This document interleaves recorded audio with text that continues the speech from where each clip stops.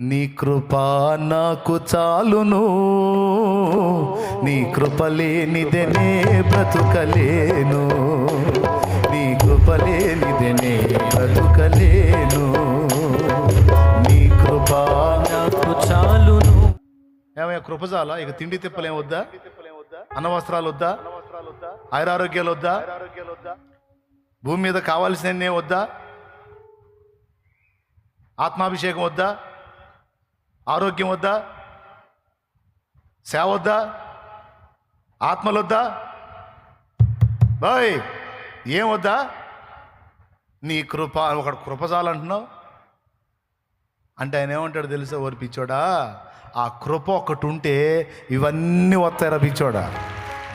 జలరాశులన్నీ ఏకరాశిగా నిలిచిపోయనే నీ జనుల ఎదుట, జలరాశులన్నీ ఏకరాశిగా నిలిచిపోయనే నీ జనుల ఎదుట, అవి భూకంపాలే అయినా పెను తుఫానులే